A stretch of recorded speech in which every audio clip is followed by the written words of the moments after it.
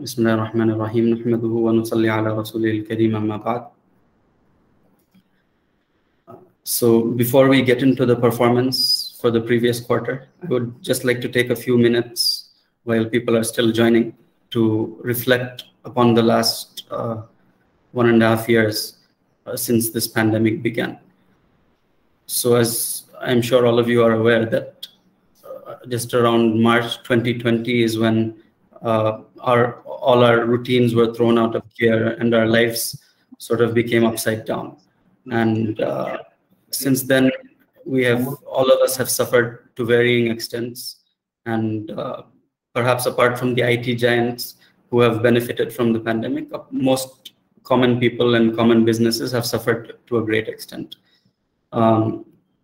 Even at Rehaber, I can tell you that we also suffered a loss on account of losing one of our colleagues, Brother Nisar Ahmed. May Allah have mercy upon him. He was our manager in Rehaber, and we lost him after the first lockdown during the first wave itself, around July of last year. So we have also had, everyone has had their own stories of suffering. And even in the second wave, although alhamdulillah, none of us were directly impacted, but all of us have to varying extents lost a loved one, a relative, a teacher, someone they care about. So this suffering is something that, connects all of us. So I would just like to take a few minutes to reflect upon this, and also to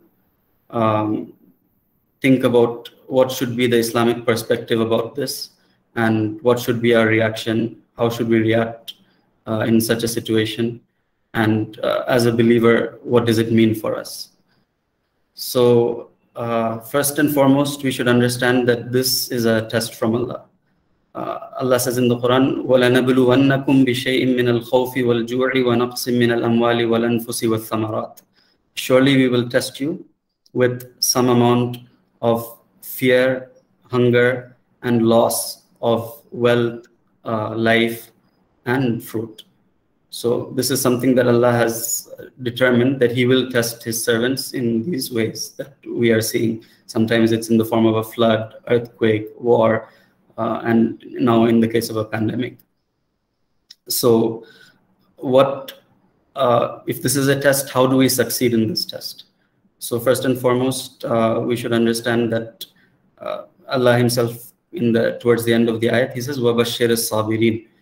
And glad tidings are for those who are patient. So what does it mean? What does patience mean in this situation? One is that we do not despair, we do not lose hope, we do not complain, na'udhu, we do not think ill about Allah, and we understand that there is a wisdom in everything that He does, and that it is a test for us, and that we should be accepting it with patience. Of course, for those who have lost a loved one, lost a family member, this can be difficult, but that is how Allah is testing us, and how we can prove that we are servants of Allah. And like Allah says in the next verse, that Inna lillah, those who understand and say that we belong to Allah, and to Him that we will return. And that walillahi ma akhadha wa lahu ma a'ata, that whatever Allah has taken, it belonged to Him, and whatever He has given us, that also belongs to Him. So that is one aspect of sabr. And the other aspect of sabr is also that we remain steadfast. So sabr has more meaning than just remaining patient in the face of a calamity. It also means that we should be steadfast. Steadfast means that we should stick to what Allah has commanded us. We should do whatever He has commanded us, and we should stay away from whatever He has forbid for us in all situations. So Allah has given glad tidings to those who have sabr. So in this pandemic, of course, those who are personally affected, they can come out of this test by being a sabir, by being patient in the face of this adversity. But also those who are not directly impacted, for us also it is a test. And that is, how do we share in the sorrows of others? How do we help alleviate the sufferings of others? And how do we help others who are impacted directly by the pandemic? So what this pandemic has done something like we have never seen before, is that it has marginalized large groups of the society. So people who are just struggling to stay above the poverty line have been pushed below the poverty line, and people who are, you know, having a lower middle class type of a lifestyle have now they are struggling to stay above the poverty line. So if Allah has blessed us, first of all, we should be thankful, and we should help those who are suffering. So the concept of giving in Islam is very important. Zakat is one of the 5 pillars of Islam, so we should be very particular about that in calculating it properly and making sure it reaches the people who need it the most. And also, apart from zakat, our nafil charities, sadaqah, is something that has a lot of importance. The Prophet ﷺ says, "Inna fil mali la haqqun siwa zakat," that surely in wealth there is an obligation apart from zakat as well. So, and especially in times like this, one should not think that he has given his zakat, then he has fulfilled his financial obligation. Rather, such situations is when we should come forward and help those who are suffering and who are in pain. Perhaps someone has lost a breadwinner in their family. We should check about our neighbors, people back home, you know, how we can help them in whatever way that is possible for us. So these are some reflections, and Allah, the Messenger ﷺ has said that "Wallahu fi auni al-abdi ma kana al-abdu fi auni akhi," that as long as a person is helping his brother, Allah is helping him. So we should try to help those who are in difficulty. And another hadith, he says that whoever alleviates the suffering or eases a difficulty of another person, Allah will ease a difficulty for him on the day of judgment. So the difficulty of the day of judgment is much more. And if we are able to help someone in this world, and because of that, Allah eases the difficulty on that day, I think that is a very good investment, inshallah. So with this small reflection, I would like to make dua that Allah eases the sufferings of all His servants, and He makes us from the sabirin, from those who are patient. Wallahu yuhibbu sabirin. And that He makes us beneficial and makes us a source of relief for others, inshallah. Now, coming to how Rahbar has performed and how it has dealt with this pandemic situation since the last 15-16 months. So initially, when in March 2020, when we first really got this shock, and you know, things really started changing, and the government stepped in and put lockdown in place, and whether that was the right timing or not is another debate altogether. But at that point of time, it was a very difficult time for a lot of businesses. They had never seen anything like this before. They did not know how to cope with it.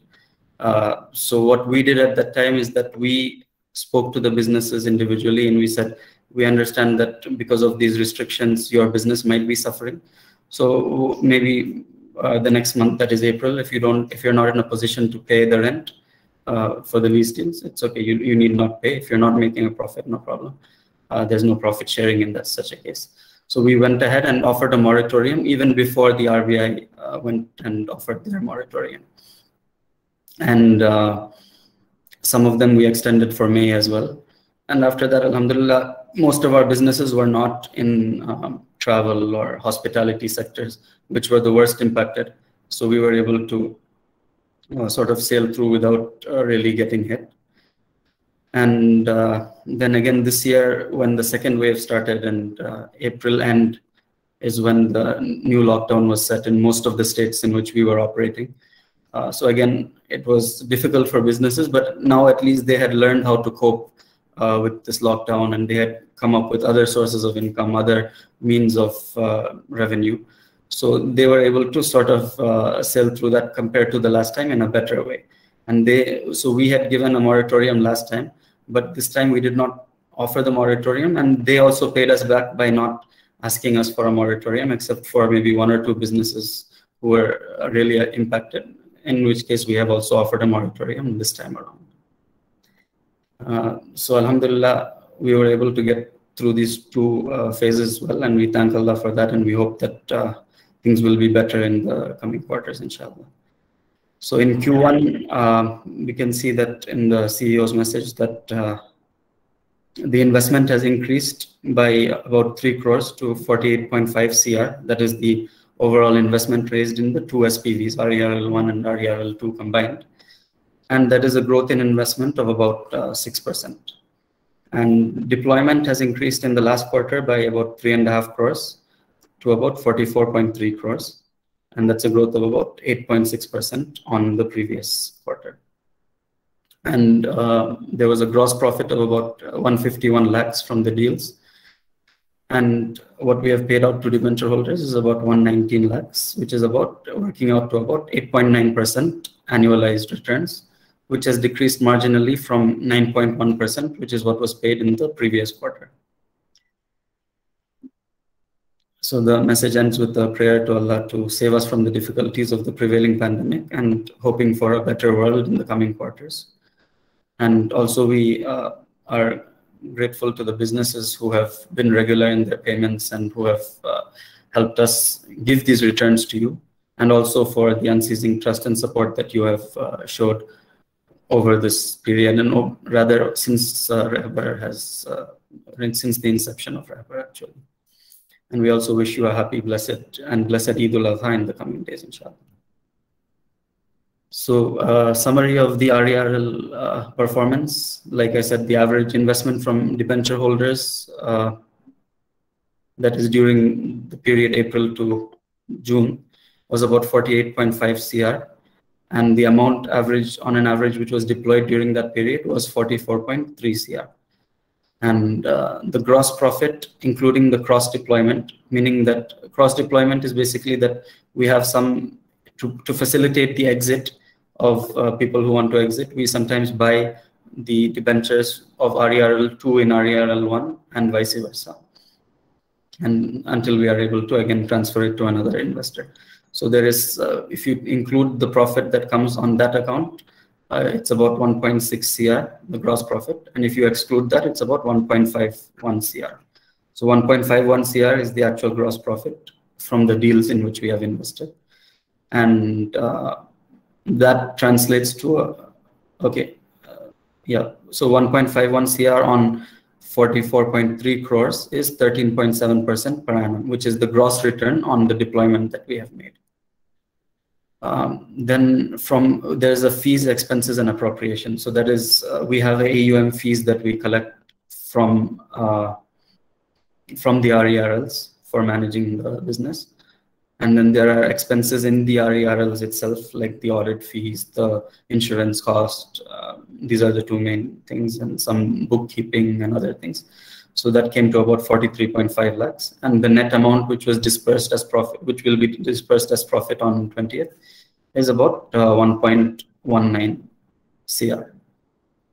So the deployment to investment ratio is basically this 44.3 CR on 48.5 CR is 91.2%. Gross return on deployment, the gross return that we have made from the deployment is about 13.7%. And the net return on investment for the quarter is 8.9% per annum. And this is the breakup of the two RERLs. And these are the analytics. So if you look at the return trends for the past 5 quarters, you can see how it is looking. Gross return on deployment had gone up in Q2, and then it has dipped a bit due to the ongoing stress that some of the businesses were facing. And because of that, also the returns have come down since Q3, and it has been fairly steady since then. In terms of the deployment of funds, you can see over the last 5 quarters, it has grown from 28 crores to about 44 crores. And the deployment ratio, while it has come down in Q2, because we were, one is we had raised, there was a good amount of investment that came in Q2 of FY 2021. And also we were very cautious in terms of the deals in which we are investing. So it had dipped to about 89%. And now it has come back up to about 91.2%. We can see the portfolio diversification. So the largest single sector is FMCG. Then we have infrastructure and logistic businesses. We have healthcare at 12%. Then industrial equipment is about 16.5%. And there are various other sectors as well at 28%. In that, the largest one is furniture. That is what we have done with Furlenco, which we have not categorized in any of these sectors. And in terms of the investment product split, the largest is in operating lease. We are an operating lease company. And as minor activity, we have also done profit sharing loans and project finance. Profit sharing loans is a sort of a long-term profit sharing relationship that we have with the business, whereas a project finance is a restricted association for a few or a single invoice or a single order or a few orders that we try to close within 1 year. So altogether, this type of profit sharing activity is about 37% and 62% is in leasing. Some of the key deals executed in the quarter: CPOL, Rafa Exports, ID Fresh, Furlenco, SAS Automation. The first 4 are leasing deals, and the last one is a project finance. CPOL is a logistic company based out of Chennai. We have supplied them large trucks that they will use for their inbound logistics. Rafa Exports is a Cochin-based fish exporting company, and we have helped them set up a cold storage which they will use for their own fish, as well as they will rent it out to other customers. ID Fresh, of course, we all know, and we'll also discuss a bit in the next slide. Furlenco is a furniture rental company that gives furniture on rent to customers who want to rent it for a short period, 3 months, 6 months. They enter a new city, or even many have even are continuing to rent for years together. So we purchase the furniture and then rent it to Furlenco, and then they onward rent it to their clients. SAS Automation is into turnkey solutions for instrumentation, design, manufacturing, etc. They have projects in power plants, steel plants, etc. We also did another similar deal with Consist, based out of Cochin. So these are some of the equipment and vehicles projects that we have funded, and some of the deals in the pipeline for which we are continuing to raise funds now. There is a leather shoe manufacturing firm in Chennai. Actually, yeah, it's based in Chennai, has operations in Vanembadi as well. There's a hospital that is looking for a cat lab. Then there is a beverage equipment company that is looking for a setup. FMCG company that is looking for additional lease. They are existing clients. And a surgical equipment distributor who wants to set up a manufacturing facility for their implants. So these are some of the deals in the pipeline. There are more as well. I think we'll be floating the new information memorandum within a couple of days, which has details of these deals that are there. And in every quarterly report, we feature 2 clients. So this time we are featuring ID Fresh and SecureTime, previously known as SecureX.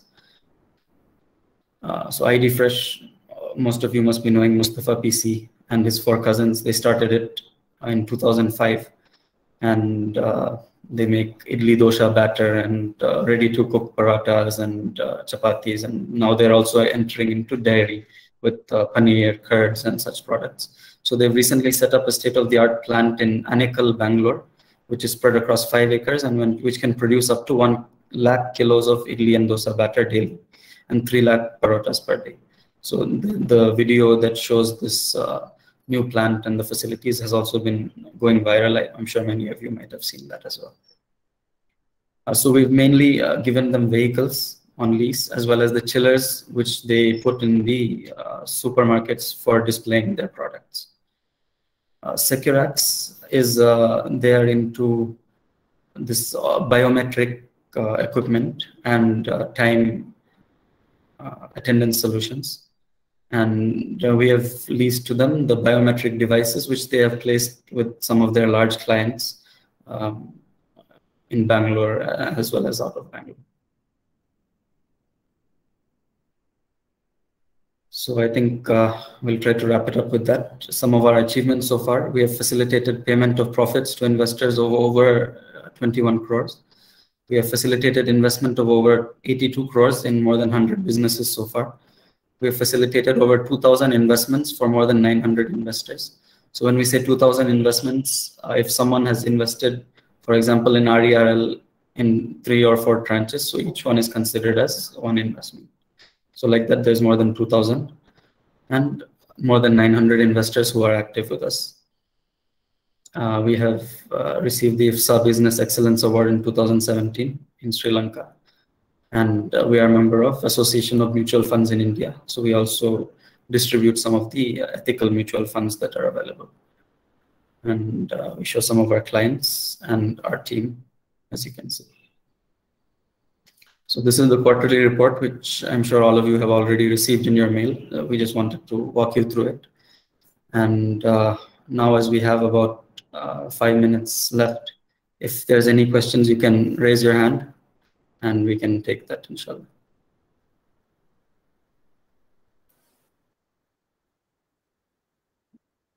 Rashid, there are 2 questions in the chat. One from Imran Sheikh. Okay. Why is the difference of 3 crore between investment and deployment?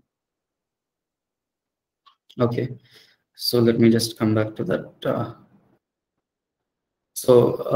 I think he's referring to this difference that you can see that 44 crores is what we have deployed and 48 crores is what the average investment that we have. So naturally, we cannot invest the whole amount that we have got at any point of time, because there are amounts that we get back, project finances close, and that money comes back to us. It takes time to deploy it again. And we raise funds from investors. It's not like the next day we are able to deploy it. And sometimes we also need to keep the cash in hand while we look for a good opportunity.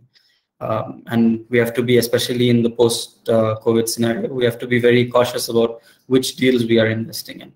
So rigorous due diligence is done, and only if we are comfortable in all aspects, we go ahead with the deal. Even after approval, sometimes there is a delay in the various documentation and conditions precedent that we have, on account of which there is a gap between the deployment and the investment. Currently, that gap, as you can see, is about 91, 92%. We like to keep it around 95, which is where we were before the pandemic. But now we are moving back in that direction, inshallah. Second question. There's another question from Aftab Bhai. Any plans to expand RERL globally? Globally, probably not in the near future, because we have not yet even addressed 5% of the addressable market in India. So we would like to first establish ourselves in India, prove the brand, prove the concept, grow maybe 10x or at least 5x of what we are now, and then maybe we can look at expanding globally, inshallah. But of course, we are looking at ways in which we can get investment into India. We are getting it from NRIs, but apart from that, we would also like to see how FDI can be brought in. So that is something that we are working on. Okay. So there's another question from Shamshur Rahman Bhai. Are there any deals under stress, NPA? If yes, percentage and plans regarding them. There is no separate mention of reserve for bad debt, which was done previously. Is this still in practice? Okay. So there are about 2 to 3 deals which are under stress, which are NPAs. And we were hoping to get some recovery, and we have partially begun getting recovery on those deals. But the second wave again hit, and things have got a bit delayed because of that. But we are hoping to get those back in line. Apart from that, alhamdulillah, in the last, I would say 1.5 years, there's been maybe one small deal which has become an NPA, but no new NPAs after the COVID crisis, alhamdulillah. And the second question was about the reserve for bad debts.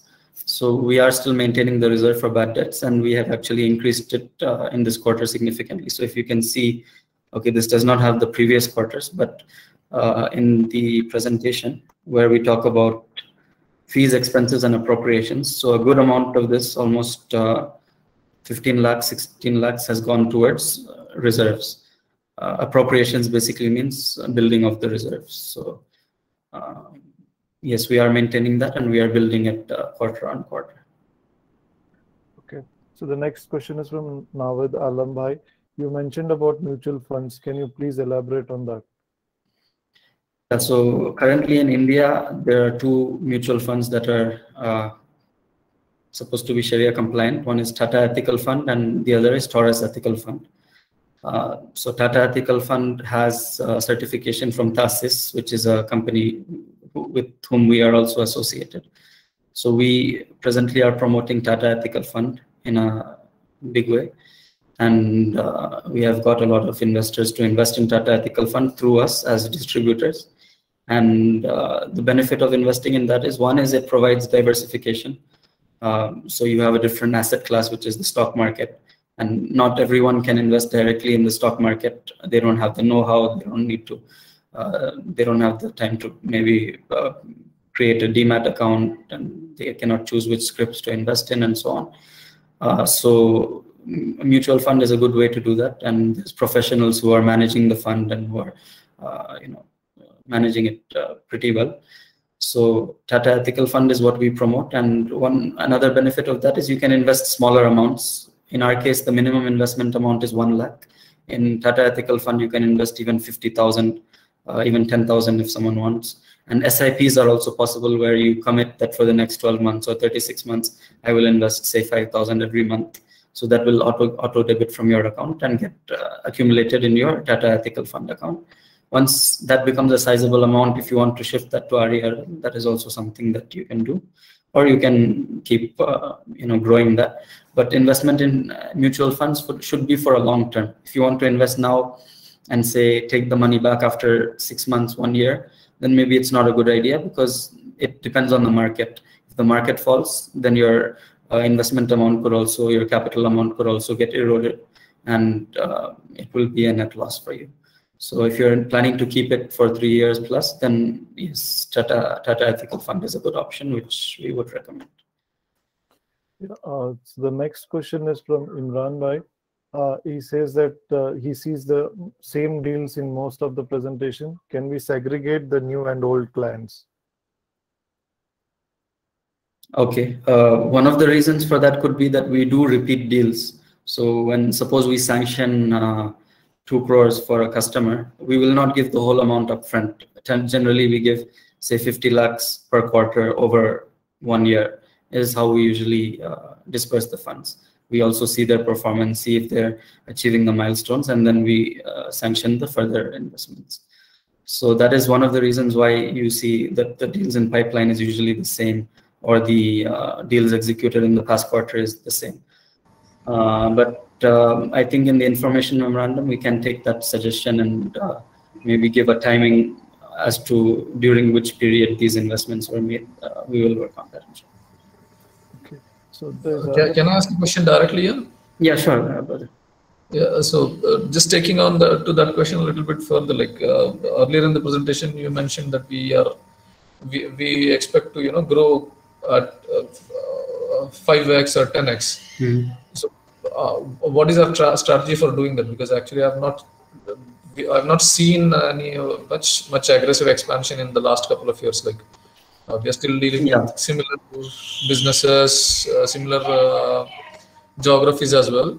Mm-hmm. So I just wanted to know, like, how are we planning to reach that 5x or 10x? Right. So basically, the last 1.5 years, for obvious reasons, we have been slow and we have been cautious. But now we have really, we are building the team. So the team has also grown from about 10 to 12 people to about almost 20 people now. And we are planning in the pipeline to open at least 2 to 3 branches, maybe in the next 1 year. So we'll have a branch in Kerala, we'll have a branch in Cochin, and maybe in Hyderabad also, inshallah, apart from the existing one in Pune.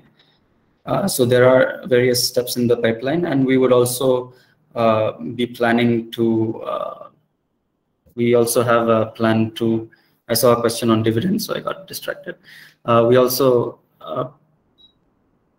sorry, yeah, so the branches is one thing, and the other thing is we, in terms of fundraising also, we are looking at new sources of fundraising, such as the foreign investment and institutional investment and so on. So we are looking at aggressively growing, and we would also be raising funds in Rehbar Financial Services as well to help fuel this growth. Yeah, regarding the question on dividends, so just to explain for the benefit of other people who are just debenture holders, we also have previously, about 3 years ago, we have raised funds in Rehbar Financial Services, which is the parent company.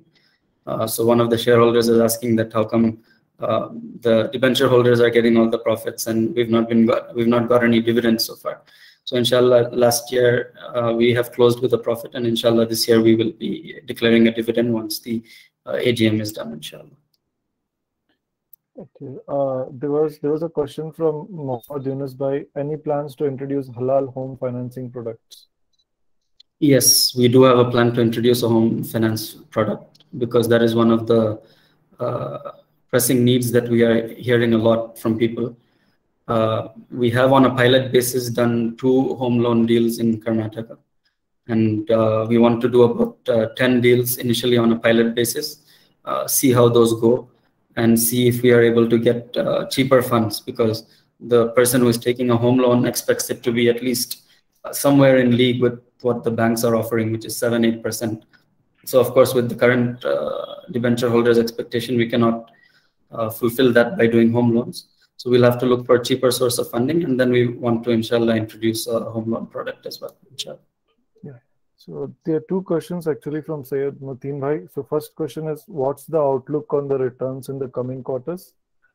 And second one is, if we have a good NPA situation, why aren't we seeing the 14 to 16% returns, which we saw during the initial days?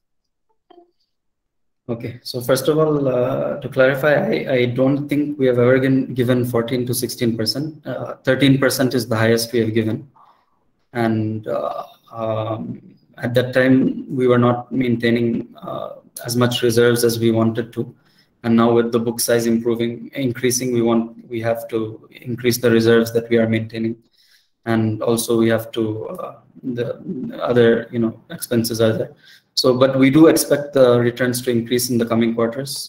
We expect it to go close to 10% at least, maybe within a quarter or 2, inshallah.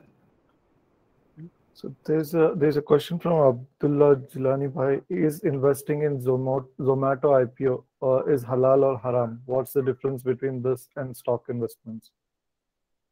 What's the difference between? What's the difference between this and stock investments? I think he wants to invest in Zomato IPO. Yeah, so it is a stock investment basically, but whether it's a Sharia compliant investment or not, I'm not sure. I would be doubtful, because I'm sure they would have significant debt financing as well. But I think we'll have to wait for TASIS to update their Sharia compliant stock list and see whether Zomato falls on that or not. Or you can directly maybe put a query on the TASIS website and ask them about this, and they'll be able to guide you, inshallah. Yeah, there's a last question from Sarhan Bhai. Apart from client due diligence, what additional measures are put in place to mitigate any potential receivable risks? Right. So he's right that due diligence is the primary thing. If the customer is good, has the capability to pay, and is not someone who will cheat and who has the intent to pay, then half of the work is done. But apart from that, the assets also belong to us. So in the case of lease, the assets belong to us. We can at any time recover the asset and sell it. And even in the case of the profit sharing deals where there is no asset on lease, but we insist on collateral, which is equal to the value of the assets. So if there is any fraud or any willing default, we can easily execute the collateral and recover the amount.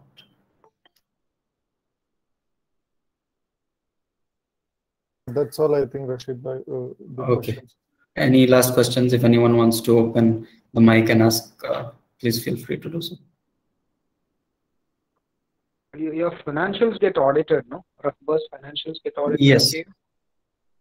Yes, they do. Both RERL 1 and RERL 2 financials are audited. And we will be, the audit process for 2021 is currently going on. Okay. Rashid, there's one more question from Mohammed Zuhair Bhai. Is Rahbar connected with Mount Judy Ventures, and is there any investment opportunities there? Okay. So Rahbar is connected with Mount Judy Ventures, MJV. They are a sister concern. We helped in incubating Mount Judy Ventures initially in 2017 when Mount Judy Ventures was formed. It was basically through Rahbar that the initial seed capital was put to form the company and to do the initial research as well. And we have about 10% stake in Mount Judy Ventures LLP. And what was the other question? Investment opportunity. Yes, they are taking investment, but the only restriction is that 1 crore is the minimum investment that a person can invest in Mount Judy Ventures. There is a drawdown where they can invest over a period of 1 year or so, but they have to commit at least 1 crore if they want to invest. Yeah, there's a last question again. How do get a list of Sharia compliant stock lists? So currently TASIS, you can visit their website, tasis.in, TASIS. They publish a regular stock list. You can subscribe to that list, and every month or periodically they will share the updated list with you, saying that this is the Sharia compliant stocks that are there in the stock market. Yeah, this is Anwar here. So what are the steps that are being taken to recover the NPS from the earlier days in Rahbar? Not RERL. Right. So initially there were the deals where investors have directly invested and not through RERL, and there are some NPAs on those deals. So we have not given up on those deals yet. We are still doing the activities for recovery. We have 2 in-house legal staff who are, one of them is, you can say, full-time working on this. We have also got a retired cop who has joined, and he is also following up on those. So we hope that in the coming days there will be some recovery on those, inshallah. Assalamu alaikum warahmatullahi wabarakatuh. Yes, brother. Thank you for briefing us regarding the performance for the last 15 months starting from March 2020. I just have a few questions like going forward, will the percentage of returns inshallah will increase? And second, my question is, you spoke about Tata Ethical Fund and Taurus, right? Yes. Taurus Fund. So, like, what are the approximate returns on investment for a year for these ethical funds? Okay. So the first question was on, I forgot the first question. Expectation of returns to increase. Yes, we do expect the returns to increase. That is the trends that we are seeing. So currently it's we are about 9%. We expect it to go to 9.5 and then gradually 10% in the coming quarters, inshallah. The other question was about the Tata Ethical Fund and Taurus Ethical Fund. So they are very similar. They have a similar portfolio, and in the long run, their return percentages are also very similar. Though in the short run, it can vary a lot depending on which stocks they have chosen. It's difficult to say that if you invest now, what will be your expected returns in 1 year, because that depends on too many factors that are extraneous. But we can say that if you stay invested for, say, 3, 4, 5 years, then you can look at a 8 to 10% minimum growth per annum. And if you can time your exit, if you don't need the money at a particular point and you can wait for the market to increase and then exit, then you can exit with a fair returns, is what we can say. Yeah. So Rashid, but there is one more question from Abdul Aziz Bhai. Assetify, can you please explain briefly? Okay. Assetify is also a sister concern. ECW Consultants Private Limited is a NBFC that is registered in Kerala, and they are into consumer finance. So they are very similar to So for vehicles in particular, so if someone wants to purchase a vehicle on a Sharia compliant manner, then they can do it through Assetify. The link is assetify.in, and if you visit the website, the whole process and everything is mentioned over there. Yeah, I think Riazuddin Bhai, you want to speak? I think you have raised your hand. You can unmute and speak, please. I think he had already asked. Okay. Yes, say suppose if we invest through Redbar, an investment of 1 lakh, and like what is the exit period like? Do you have to wait for a year or? So if you're investing through Redbar, no, there's no lock-in period, but we ask for a 2-month notice period. So we say 2 months, but generally within 1 month we are able to exit. And there's no lock-in. So if you invest today and after 1 month you decide you want to exit, you can do that. But there's no 2 months notice period then. Yes. Okay. After 1 month you can exit then. Yes. There's no restriction. And what about the SIP? You also mentioned that every month you can invest 5,000. And what that is not in, that is not into RERL. That is into Tata Ethical Fund. Okay, so instead of 1 lakh option, this option is also available, right? Yes. If you want to, it can help you in your saving. Then that is also something that we can facilitate. Okay, fine. Okay, thank you, brother. Well, Burhan has a question. Yes, Assalamu alaikum.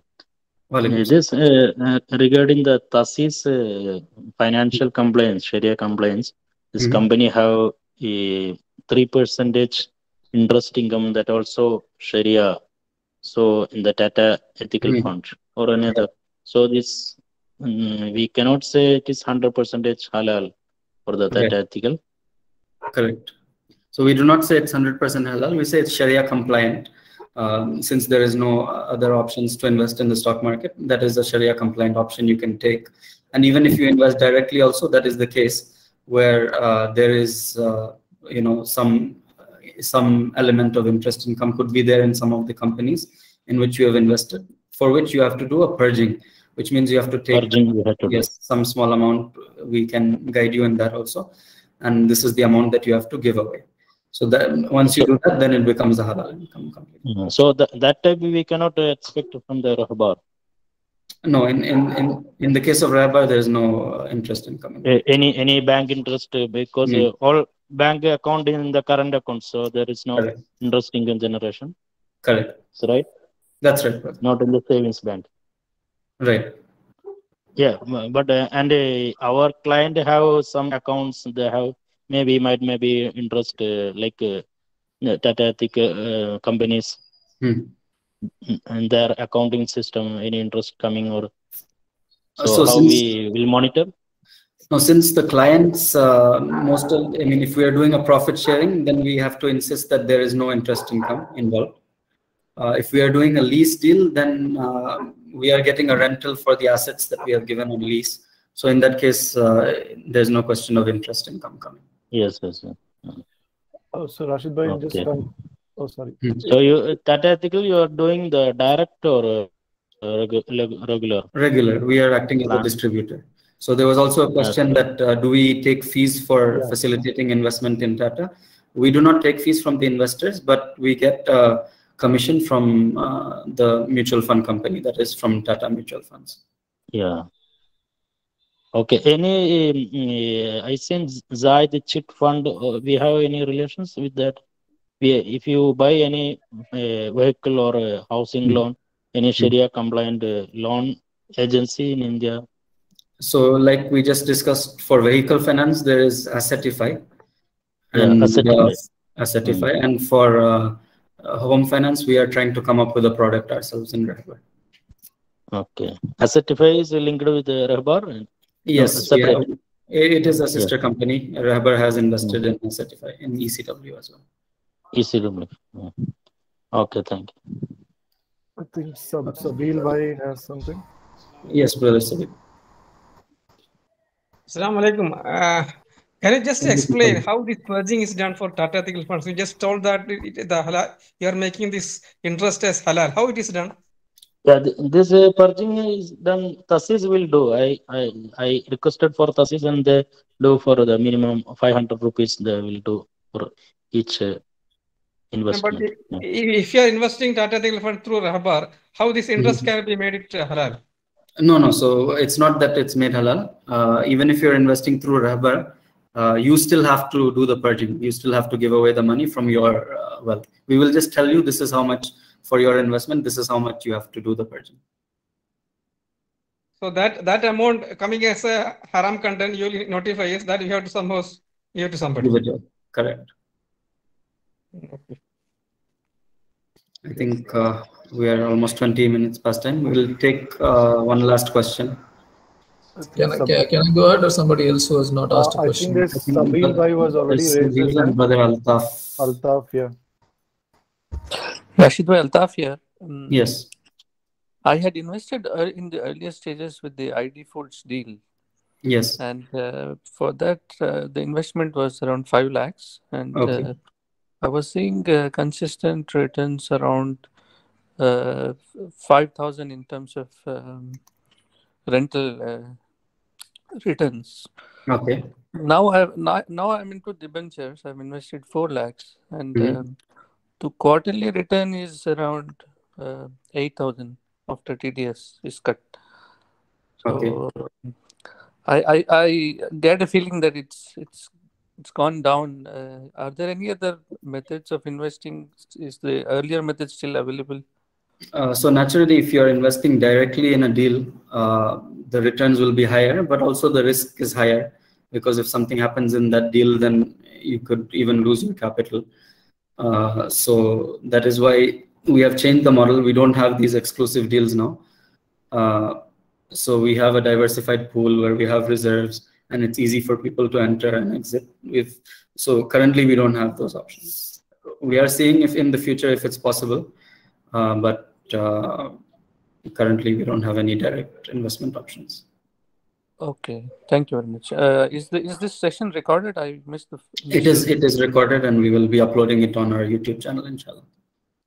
Okay, thank you. Welcome. I think the last question is we can take Sabil Bhai. Yeah. There was also something in chat. I just saw. Yeah, there are 2 things which have come up again. Yeah. What's the frequency of the purging details that we get from Rahbar regarding Tata mutual funds? It's once a year, and unfortunately it's a bit delayed. So for example, 1920 we have not yet got from TASIS. I think once we get that, we will share it with the investors. Yeah. So I think the Syed Mateen Bhai says looking for days when we break the 10% returns barrier, and when shareholders have X5. 5x to 7x. Inshallah. We are also looking forward for that. And Imran Bhai, we should focus on in-content placement and ads. I think we are doing. Rashid Bhai, you can update on the digital market. Yeah, sure. And I think Zubair Bhai, I think you can also look into that for the digital market. Just to elaborate a bit further, I was actually typing, then I thought let me just jump in. So I see. I've read articles about, for example, ID Foods in different sources. Recently, Furlenco as well is one of the what we've received, but I do not see us being mentioned in this kind of articles that are being put out in the Islamic finance space, or even, for example, in the more conventional news reportings. So if we want to grow and we need to have a presence felt, I think the people we are dealing with today, we should ask them to actually start speaking out a little bit more about us into their interactions with the media. Point well taken, and we'll also discuss this on WhatsApp. Yeah. Inshallah, we will see how we can get more media coverage, and we will work on that, inshallah. We should focus on, okay. Is it mandatory to have Aadhaar card for SIP investment? No, any address proof will suffice. And if you are an NRI, then you also need to give your foreign address proof. I think Sabil bhai, you still have any questions, because you have it was the same question from Sabil bhai. So I think, yeah, that's all. Abdullah Jilani has also raised his hand. Okay.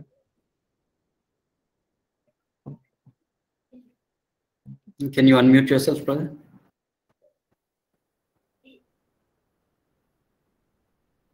Brother Rafiq. Yeah, Assalamu alaikum. Wa alaikum salam wa rahmatullah. Rashid, I just wanted to check regarding the earlier investment before RERL.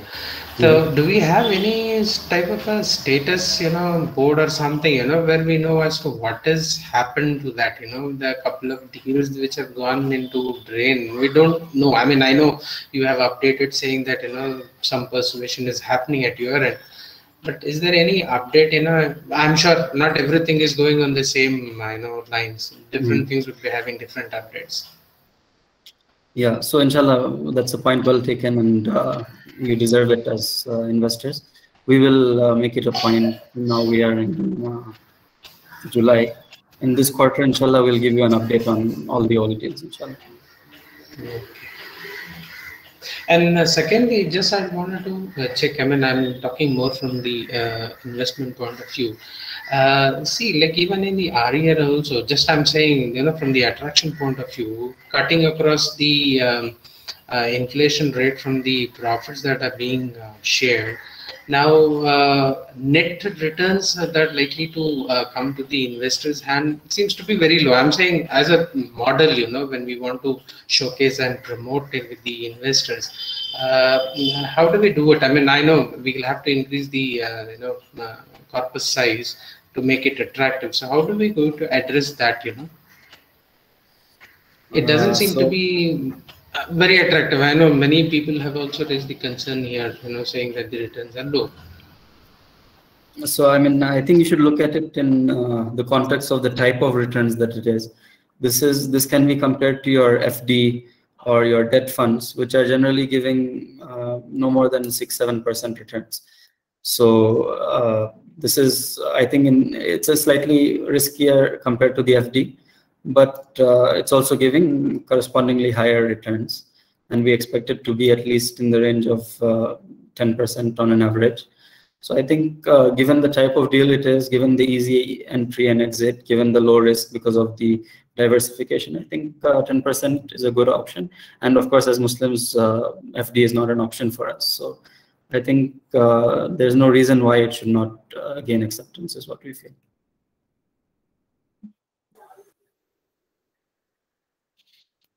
And I think that's all I think we have, Rashid bhai.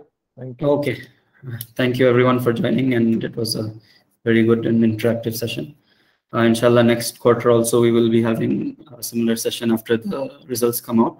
And also from next month, we are planning regular webinars. So hopefully, we hope all of you would be able to join and also share it with your friends and get them also to join, inshallah.